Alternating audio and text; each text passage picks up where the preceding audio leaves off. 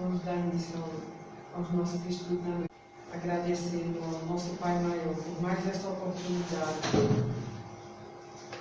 Que Jesus nos ilumine, nos dando sempre sabedoria e equilíbrio em nossa caminhada.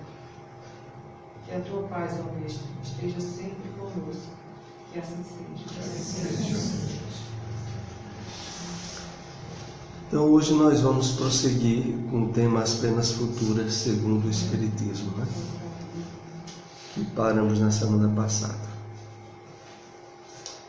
E no livro Palavra de Vida Eterna, capítulo 28, vamos ver esse texto aqui. A mente humana, antes do contato com Cristo, o Divino Libertador, padecia milenárias algemas de servidão. Devemos ao Senhor a felicidade de nossa gradativa independência para a imortalidade, reintegrando o homem na posse da simplicidade, do equilíbrio, da esperança, da alegria e da vida eterna. Capítulo 28 do livro Palavra de Vida Eterna. Então vamos ver aqui nessas palavras simples de Emmanuel que podemos aprofundar. A mente humana, antes do contato com Cristo, o Divino Libertador, padecia milenárias algemas de servidão. O que é isso? A que é que Emmanuel se refere?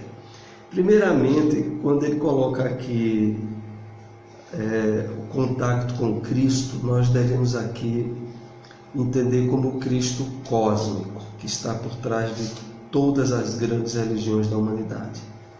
Então, não é uma particularidade só do cristianismo. Esse contato com a natureza crística possibilita, como Emmanuel aqui coloca, essa libertação, já que nós padecíamos milenárias algemas de servidão. Essas milenárias algemas de servidão, elas têm a ver com todo o nosso passado de infância espiritual, aonde nós nos prendemos a muitos desequilíbrios, vícios e crimes, e que estabeleceram no psiquismo nosso, no nosso espírito mesmo, ao longo de diversas reencarnações aqui na Terra,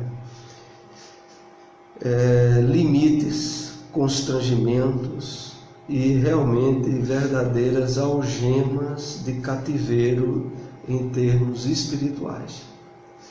Aliás, essa luta continua mesmo na nossa encarnação atual, aonde a possibilidade do conhecimento da doutrina espírita vem ensejar renovadas possibilidades de libertação, caso a gente deseje. Porque até o momento em que a nossa vida não se adeque o máximo possível às posturas, ao que é colocado pelo Evangelho de Cristo, enquanto isso não ocorrer, nós somos prisioneiros. Prisioneiros alguns em expressões de sofrimento, de infelicidades, de dificuldade de elevação de sintonia espiritual benéfica, positiva e salutar, que a gente está preso nesse campo. Estão antigos amigos nossos do passado, de desequilíbrio, alguns encarnados, outros desencarnados. Está todas as situações de conflitos e problemas que criamos e que ainda não foram resolvidas. Todas elas nos prendem.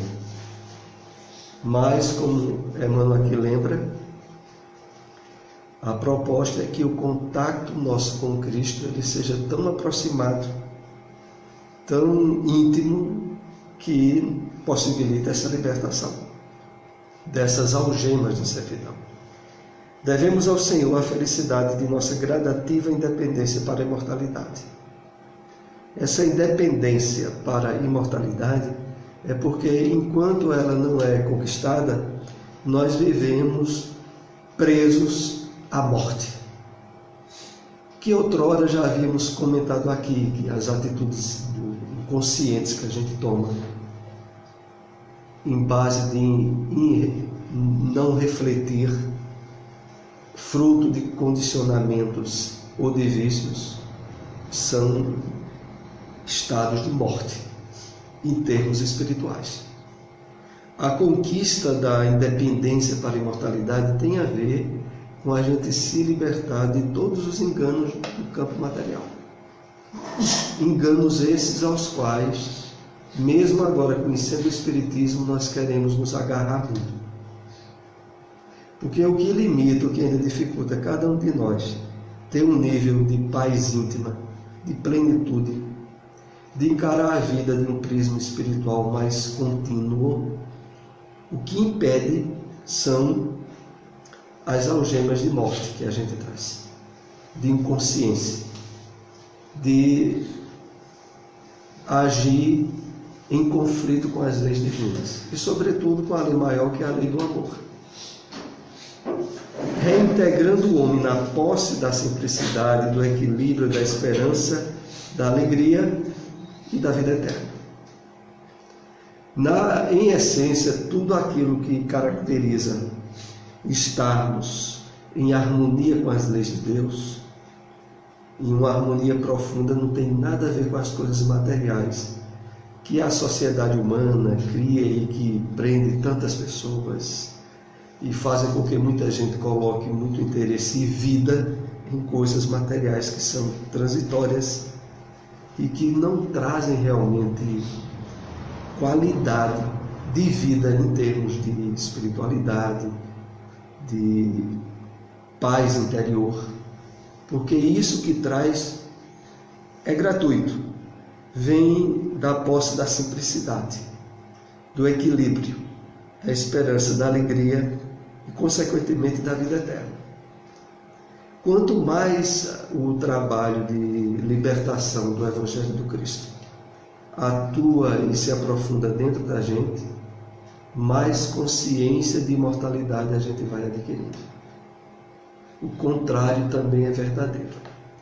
Quanto mais somos presos por coisas materiais, por comportamentos e temperamentos instintivos ou muito apegados à matéria, mais clima de morte nós estamos em sintonia.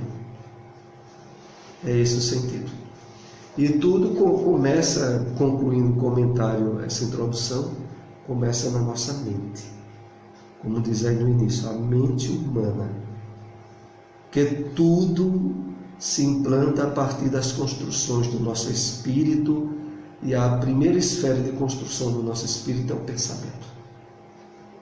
Então as deduções, as prisões, os conteúdos de desequilíbrio, os conflitos que a gente cria com as leis divinas, elas são fomentadas a partir do pensamento.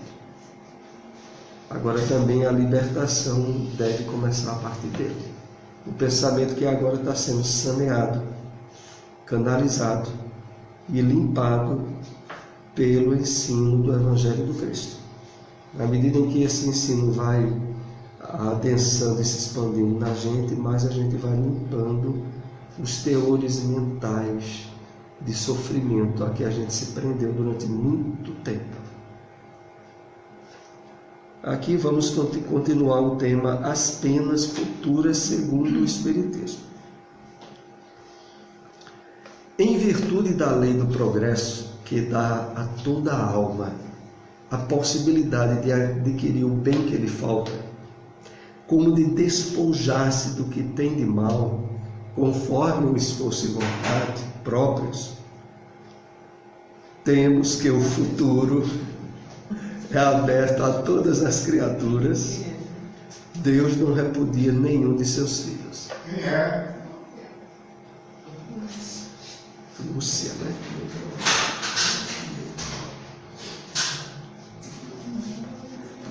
Então, olha, a compreensão desse código penal da vida futura, que ainda nós iremos estender-nos a mais outros encontros, ele visa, sobretudo, expandir convicções em nós de que a lei divina, ela existe, atua e ocorre tanto durante a nossa encarnação quanto durante o nosso estágio na vida espiritual. Só que essa convicção, como a que a gente já andou comentando, a gente precisa fazer uma reciclagem mental muito grande dos conteúdos das experiências encarnatórias do passado. Eu havia citado, e eu lembro a vocês aqui outra vez, que uma das formas ideais da gente fazer essa reciclagem é a leitura de toda a série de livros Vida no Mundo Espiritual de André Luiz. Uma primeira leitura, que depois vai exigir uma segunda. Mas assim, a partir de Nosso Lar, Os Mensageiros, Missionários da Luz, No Mundo Maior, Entre a Terra e o Céu, Nos Domínios da Mediunidade, Ação e Reação, e A Vida Continua, Sexo e Destino, porque todos esses livros que eu citei a vocês são os mais fáceis da série André Luiz e que trazem a compreensão da ligação grande entre a nossa vida atual e as nossas reencarnações, entre as interferências dos espíritos na nossa vida e de como essas interferências se dão sob a lei de Deus. Então, isso que nós espíritas temos nesses livros básicos, depois da codificação que eu citei, tem que ser bem assimilado para ir desbloqueando as convicções de injustiça, de morte e de engano às quais a gente se prendeu durante muito tempo. E agora, na encarnação atual, não é um conhecimento simples que vai limpar isso. E depois, claro, o mais importante que é a vivência. A aquisição, como Emmanuel coloca, da fé viva, que é colocar na nossa maneira de viver as interferências, incursões que esse conhecimento espiritual deve realizar na nossa vida, Voltemos então a esse slide. Em virtude da lei do progresso, que dá toda a alma. Quando diz aqui toda a alma, é a alma das pessoas que nós podemos ter como inimigas, ou como pessoas que nós não gostaríamos de ter encontrado, porque é no Espiritismo que nós aprendemos que todos são filhos de Deus. Porque fora do Espiritismo, em muitas escolas do cristianismo, é divulgado e é ensinado que existem os filhos de Deus e as criaturas de Deus. E nessas criaturas estão colocadas todas as pessoas que não fazem parte do grupo religioso da pessoa. Então, no Espiritismo, isso é cortado pela raiz. Todos são filhos de Deus, aqueles que a gente simpatiza e aqueles que a gente antipatiza. Aqueles que a gente gostaria de não ter encontrado e os que gostou de ter encontrado. E isso é importante porque isso vai tirando alicerces de enganos fortes que a gente traz do passado. Não tenhamos dúvida que na nossa mente, no nosso inconsciente, que é a maior parte dela, quantas vezes a gente não alimentou ódio e desejo de vingança de muita gente? Isso não se apagou não, viu?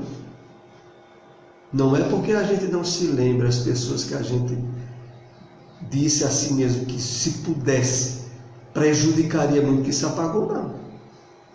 Isso está no nosso inconsciente profundo de vidas anteriores. E só agora, com o que a gente está aprendendo no Espiritismo e está se reciclando, é que esse conteúdo pode ser redirecionado. Mas a grande maioria de nós teve experiências desastrosas e cultivou, se por um lado algumas amizades, cultivou inimizades terríveis. Aonde, se a gente foi prejudicado, prejudicou a muita gente. Então, quando agora a gente, como está vendo nesse slide, que a lei do progresso é para toda a alma, reflitamos bem, porque lá dentro de nós pode algumas coisas não se ajustar que seja para toda a alma. A possibilidade de adquirir o bem que lhe falta, como de despojar-se do que tem de mal, conforme o esforço e vontade próprios. Temos que o futuro é aberto a todas as criaturas. Deus não repudia nenhum de seus filhos. Então, todos estão destinados à felicidade, à saúde e à paz, e a mundos futuros. E nós aprendemos que não podemos ter aversão a ninguém, e sobretudo dessa encarnação, né? Porque já não basta as aversões que a gente pode ter cultivado em outras encarnações. Nessa encarnação, o espírita ele não pode ter aversão a ninguém. E qualquer uma pessoa que tiver nos prejudicado, a gente tem que recuperar isso através da oração, se não puder, através da convivência. Mas através de desejar o bem para o outro e desejar com sinceridade. Porque na medida em que algumas pessoas podem ter surgido na nossa vida para nos causar infelicidade ou problemas, com o conhecimento espírita a gente aprende que isso não foi de graça. E que se a gente de fato fosse boa pessoa, não teria encontrado certas pessoas. Se a gente encontrou certas pessoas, é porque a gente não andou sendo também boas pessoas. Então, sabendo disso, o espírita ele não pode dar-se o direito a ter dificuldade em ele mesmo harmonizar-se com qualquer pessoa. Harmonizar-se não quer dizer que a pessoa vai ter que conviver com alguém que, se puder, vai lhe fazer o mal. Não. Harmonizar significará não nutrir nenhum desejo de mal. Desejar, pelo contrário, bem a pessoa. E se há uma animosidade, uma antipatia que impossibilita o convívio sadio, a pessoa não convive de perto, mas de longe está desejando bem ao outro. Agora, desejando com sinceridade, não é da boca para fora, tem que ser com sinceridade. Dependendo o sofrimento da imperfeição, como o gozo da perfeição, a alma traz consigo o próprio castigo ou prêmio, onde quer que se encontre, sem necessidade de lugar circunscrito. É aqui, não só nessa parte do Código Penal da Vida Futura, como em outros que nós iremos ver, esse ensinamento ele é reiterado com outra linguagem. De tal modo que isso tem que ficar muito bem inserido na nossa compreensão e no nosso entendimento. O que é? Não responsabilize o lugar onde você mora, o lugar onde você trabalha, as pessoas com as quais você convive, por sua infelicidade, se é que você se sente feliz. Isso aqui está sendo dito de uma forma indireta. Quando diz aqui que o sofrimento que tem a ver com a nossa imperfeição, ele só ocorre porque essa imperfeição está em nós, independente do lugar circunscrito, do lugar onde a gente estiver. Então não importa onde de fato você estiver, importa o que é que você leva dentro de você. Então isso é algo que reiteradas vezes a gente irá ver sobre outros aspectos nesse estudo. E de que a alma traz consigo o próprio castigo ou prêmio. Então a pessoa,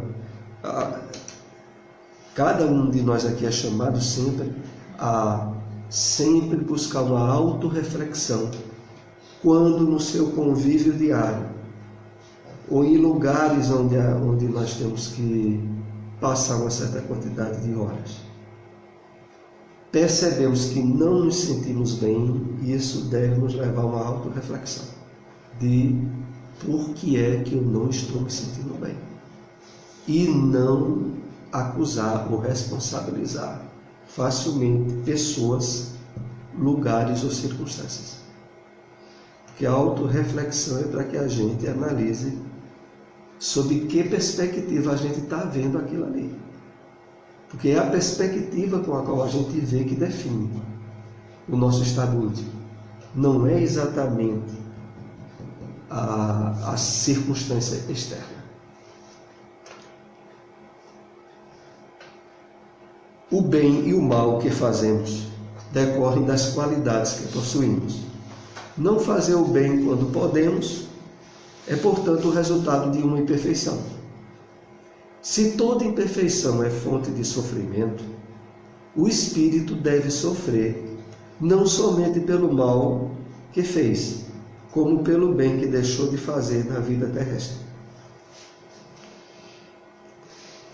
É uma consequência de essa lei do Código Penal da vida futura, é uma consequência em termos evangélicos ou cristãos dos mais elevados.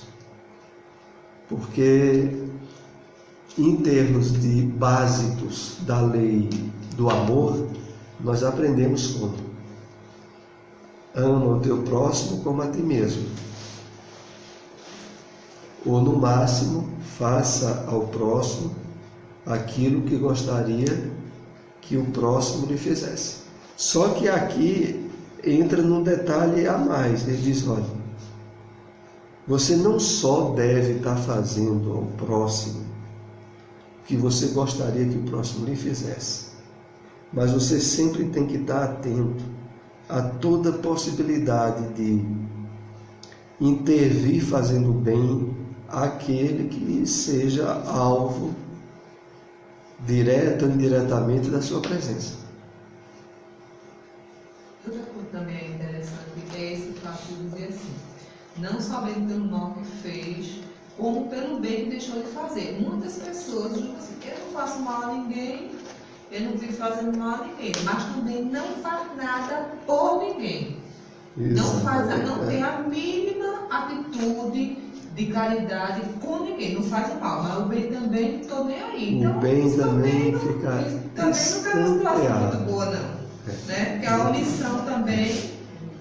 A verdade é que o Espiritismo, como a própria lei do progresso, que a gente estuda no livro dos Espíritos coloca, é a doutrina para não nos deixar quietos. O espírita que fica quieto, porque acha que já fez o que podia fazer, que já melhorou o que podia melhorar, esse espírita está frito. Perante esse código que a gente está aqui estudando, a situação não é boa. Segundo alguns relatos que vêm em livros espíritas, tanto por Chico ou por Divaldo, é caso para internação em hospital psiquiátrico espírita. Porque a consciência do espírito em relação a ser instigado, incentivado a fazer o máximo, reiteradas vezes é colocado. Então ele realmente fica complicado, viu? E por outro lado, isso a gente tem procurado sempre trabalhar nos nossos estudos, é que com o Espiritismo nos são dadas ferramentas para que a gente se sinta bem fazendo o bem. Não é fazer o bem por obrigação, ou porque a doutrina espírita incentiva a fazer o bem. Não, você tem que compreender, esforçar-se na vivência, e na vivência perceber o bem que ali mesmo você sente refletido na sua atitude inovadora, em harmonia com as leis de Deus. E não porque alguém incentivou, porque o Espiritismo recomenda, ou está no Evangelho do Cristo. Então, o espírita que vive nessa inatividade, como André colocou, ele não compreendeu nada disso. Isso aí ainda não entrou, porque há aquela diferença bem básica, né? Há um grande grupo de pessoas que são espíritas porque elas entraram no espiritismo. frequentam o centro espírita, identificaram-se com o espiritismo. Há um grande grupo. E há outro grupo menor, que é aquele grupo onde o espiritismo entrou nelas. Aquele grupo onde a pessoa entrou no espiritismo, a renovação interior e as conquistas espirituais ficam muito limitadas. Agora, quando o espiritismo entra na pessoa, que significa sensibilizá-la, criar dentro dela um campo de convicção que empurra ela a estar em ação em prol do bem, é um grupo menor. Então, se toda imperfeição é fonte de sofrimento, por que é que a gente vai gostar de ser imperfeito? A pergunta é logo essa, né? Se toda imperfeição é fonte de sofrimento, por que é que a gente vai gostar de sofrer? Porque quando se fala de querer melhorar-se, aperfeiçoar-se, é muito fácil, até no meio espírita, muitas pessoas enterrar os pés. Dizer, mas não é muito difícil. Eu me esforço, mas as minhas tendências são inferiores, são muito fortes. E aí a gente volta à compreensão dessa linha quando diz, a pessoa gosta de sofrer. Porque toda imperfeição vai gerar sofrimento. Então, se a gente não gosta de sofrer, tem que arregaçar as mangas e procurar se melhorar o máximo, espiritualmente, desde esta encarnação. E depois continua, o espírito deve sofrer, não somente pelo mal que fez, como pelo bem que deixou de fazer. E não é no mundo espiritual, é na vida terrestre. Então aqui a gente tem sempre que estar atento às possibilidades, né? Vamos aqui para mais um slide. Sendo infinita a justiça de Deus, o bem e o mal são rigorosamente considerados, não havendo uma só ação, um só pensamento mal que não tenha consequências fatais. Como não há uma única ação meritória, um só bom movimento da alma que se perca. A princípio pode até parecer um exagero. A gente vai tentar entender aqui por que é que isso aí não é um exagero. Porque vejam como é colocado. Sendo infinita a justiça de Deus, olha, se de fato nós acreditássemos profundamente que a justiça de Deus é infinita e perfeita, a maioria dos nossos problemas já estavam resolvidos, né? Porque isso significa que todas as dificuldades, problemas, doenças, conflitos, situações que a gente vivencia na carne ou no corpo, tem uma razão muito séria para acontecer. Não é de graça. Já que infinita é a justiça de Deus. Então, se a gente se choca com algumas ocorrências, com algo que acontece conosco, a gente, em parte, desconfia que essa justiça de Deus não é tão perfeita, não. Complicado, né? É complicado no sentido de que o entendimento profundo do Espiritismo, não há dúvida que leva qualquer um a viver na Terra espiritualizado, sem ser uma redundância. Que significa a pessoa viver ajustado emocional, mental, fisicamente. Porque ele sabe, primeiro, tudo está no seu lugar. As interferências humanas que produzem o mal aparentemente são injustas. Por trás de tudo isso funciona a grande lei de Deus, aonde tudo vai sendo conduzido para a felicidade e a perfeição de todos. É isso que o Espiritismo ensina a gente. E não é algo que ele proponha como crença cega, mas como fé raciocinada. pelo que a gente recebe da mediunidade, da situação que os espíritos passam no mundo espiritual. Isso é absolutamente certo. Então, quando, por exemplo, surge uma doença grave ou a perda de um ente querido, e que um espírita, porque não estamos nos referindo a sofrer ou a chorar, não, mas quando se desequilibra totalmente, naquele momento, essa infinita justiça de Deus, ele não está entendendo o que está acontecendo com ele, não. E nem com aquele que parte, se for a desencarnação de alguém. É fácil entender quando é com os outros, né? Quando é com os outros, a aplicação dessas leis são bem fáceis, né? Esse código, né? Esse código só é mais difícil quando é aplicado com a gente.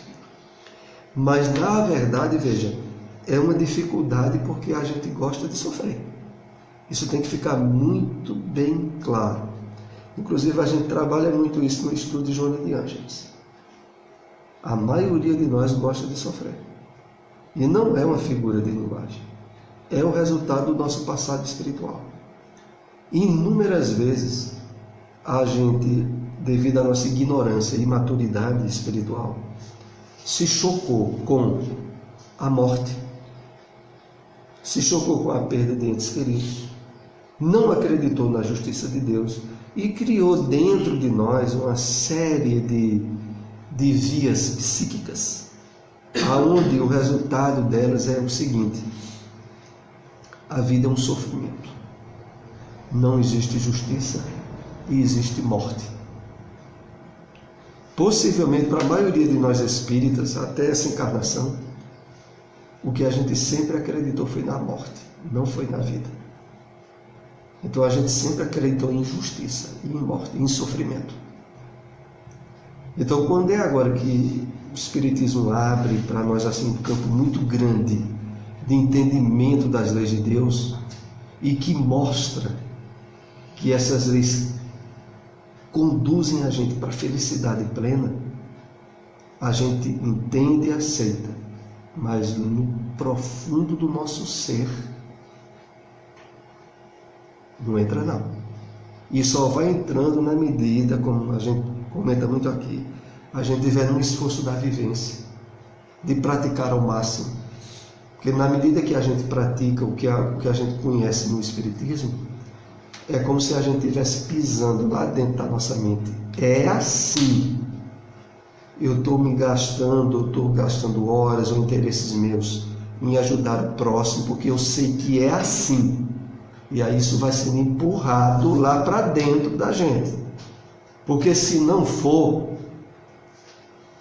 as experiências encarnatórias que a gente tem diz o contrário. E empurra a gente para gostar de sofrer. Para achar que as coisas dão errada, para achar que a infelicidade que é a regra geral para a maioria na Terra, entendeu? De ter todo esse entendimento retrógrado, invertido dos objetivos da vida, que aliás é o que é compartilhado pela grande maioria da humanidade no universo materialista que a gente vive.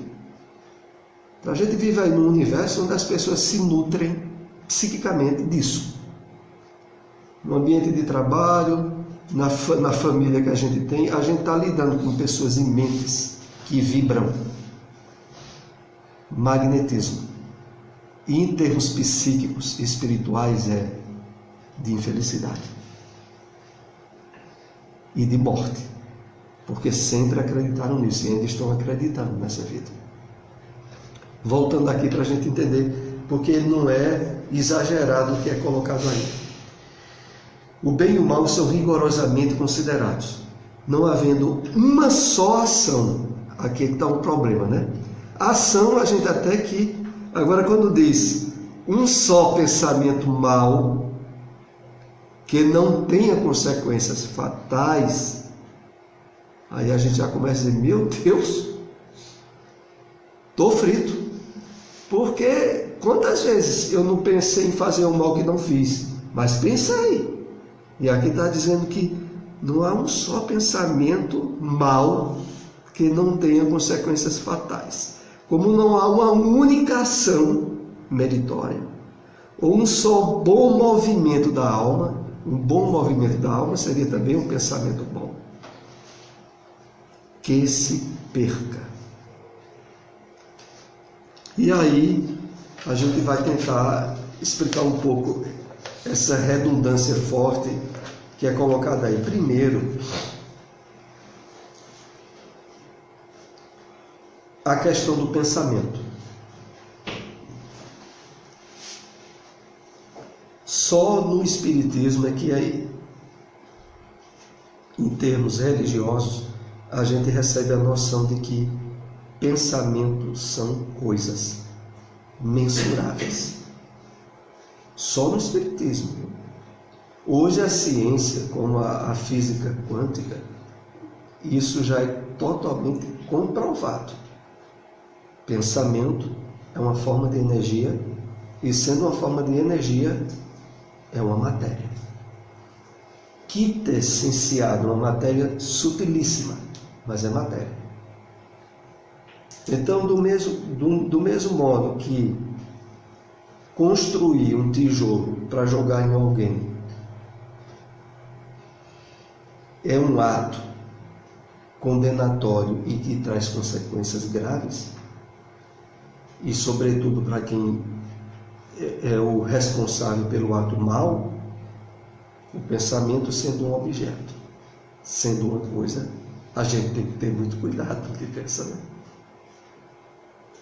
Quer dizer que o cara que constrói uma arma para matar, ele tem a mesma culpa do que o cara que executa a ação. A pergunta é interessante pelo seguinte: primeiro, porque a gente aprende no Espiritismo que todo o impacto e importância que tem uma atitude ruim está ligado à consciência que foi responsável por aquilo.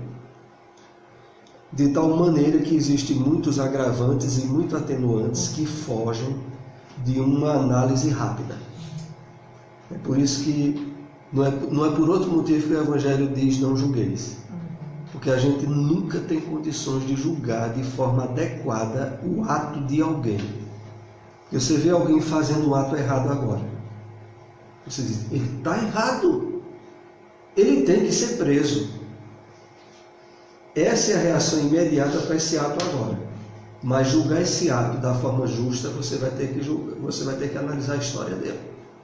O que levou ele a chegar até aquele ponto? O que é que houve que levou ele até tomar aquela deliberação? E aí onde entra a questão de atenuantes e agravantes. Por isso que realmente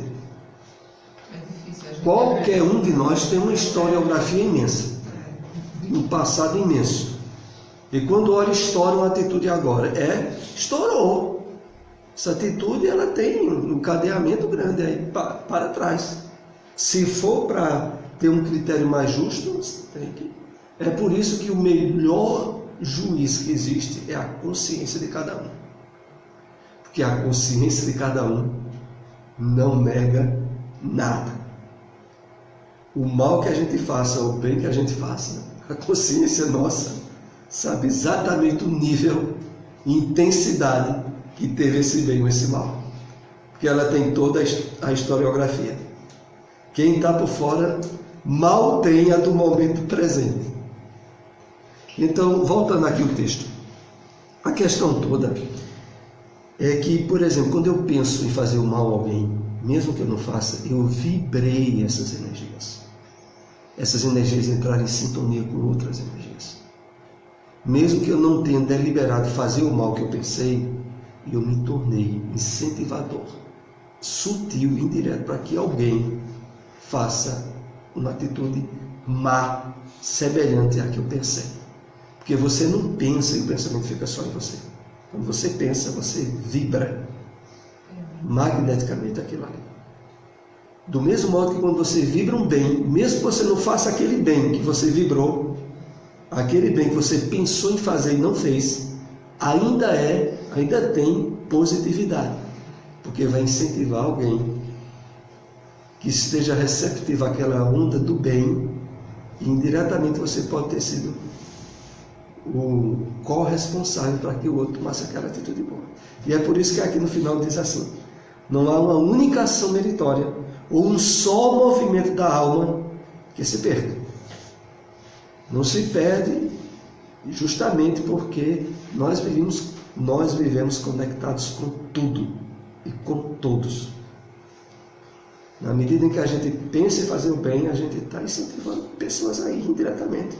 E se a gente estiver fazendo, mais ainda. Quando a gente faz, aí é que a energia magnética e espiritual se intensifica mais ainda e vai alcançar mais pessoas. Quando uma pessoa faz um mal a outra, e que aquela pessoa, o pessoal, hoje em dia a gente não vê mais isso, mas o pessoal mais antigamente tinha um medo danado quando dizia, olha, praga de mãe.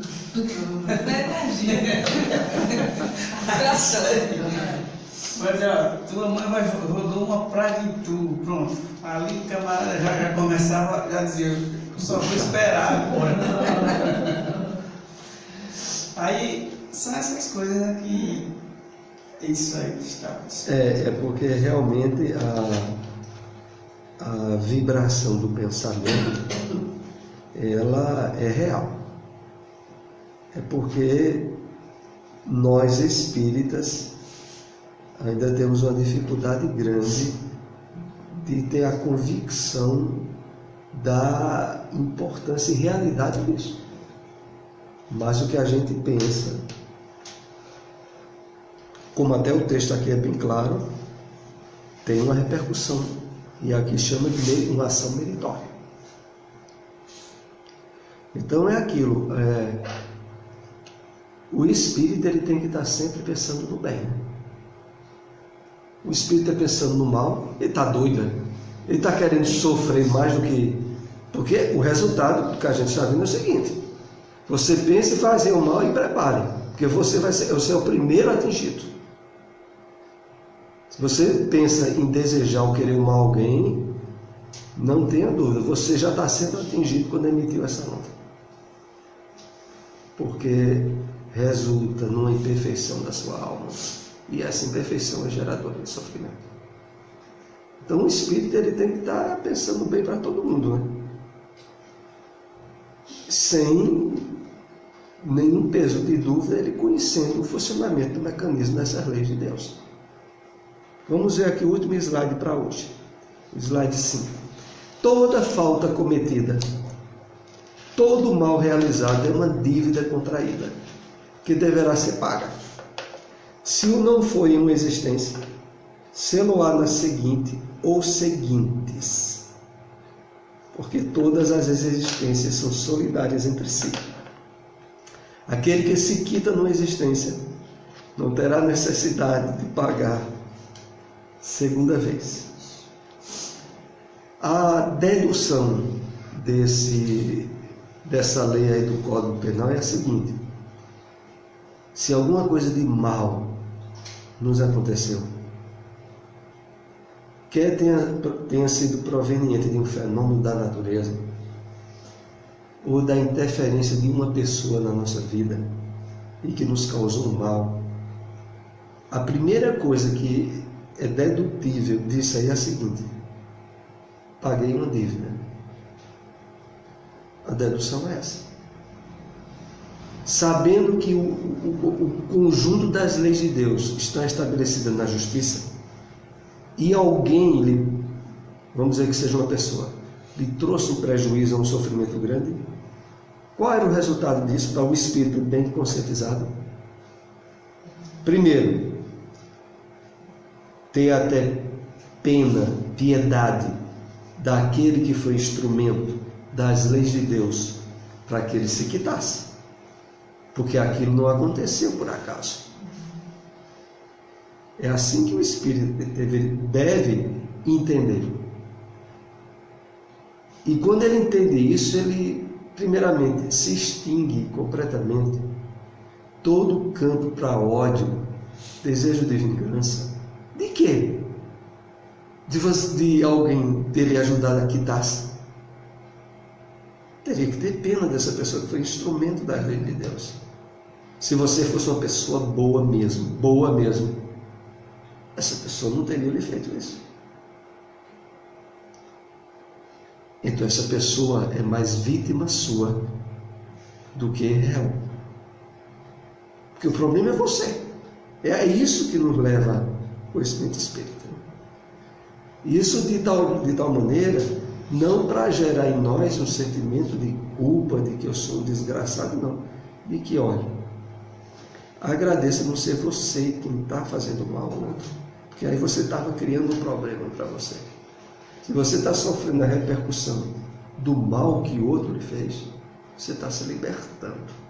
Desde que você não gere animosidade, nem ódio, nem desejo de vingança. Senão, não resolveu. Ô Soares, aí esse texto aí, ele assim, tem naquela passagem bíblica que é necessário que o escândalo venha. Mas ai porque ele vier. Na verdade, vocês quitam uma dívida se você não esboça nenhuma reação, mas aquele que trouxe o prejuízo, ele arrumou, contraiu uma dívida. É verdade. Isso é para dar a qualquer um de nós, espíritas, uma certa calma perante as circunstâncias da vida, né? Porque sabe que a lei que rege a vida é a lei de Deus. E de que aquilo que nos acontece em termos de sofrimento ou de dificuldades, acontece por necessidade que a gente tem e por imperfeições que a gente ainda mantém. Na medida que a gente se melhorar, superar as imperfeições, não precisará sofrer. Pelo contrário, adquirindo qualidades, vai ter gozos ou felicidades, satisfações. A questão toda é que, concluindo aqui essas observações, é que o Espiritismo não tem para onde ele leva muito e nos empurra muito a que a gente trabalhe o autoconhecimento. Você analisando a sua vida, as circunstâncias da sua vida, as dificuldades que você tem, ou facilidades que você tem, você pode ter uma ideia da pessoa que você é e que precisa melhorar-se. Você não poderá nunca estar culpando circunstâncias, pessoas ou aquilo que está fora de você. O que acontece fora de você é o reflexo do que você é. A pessoa que hoje em dia, são poucas na Terra, que estão bem financeiramente, familiarmente, socialmente, de saúde física boa, estão num nível de paz interior, estão de bem com a vida, são pessoas que conquistaram essa situação. Isso não vem de graça. As situações externas, quando elas se agregam a pessoa que não conquistou os valores espirituais, é uma desgraça. Olha, bote facilidade material nas mãos de alguém que não adquiriu conquistas espirituais para lidar com dinheiro, desgraçou a vida dele, ou dela, porque hoje em dia pode ser homem ou mulher. Deu todas as facilidades materiais e a pessoa não trabalhou méritos espirituais para isso, é a maior desgraça que pode dar a ela. Porque ela vai fazer por onde aumente muito problemas e dificuldades espirituais. Nós vamos parar aqui nesse slide 5 e vamos continuar com esse mesmo assunto na próxima semana. Vamos para a prece, né?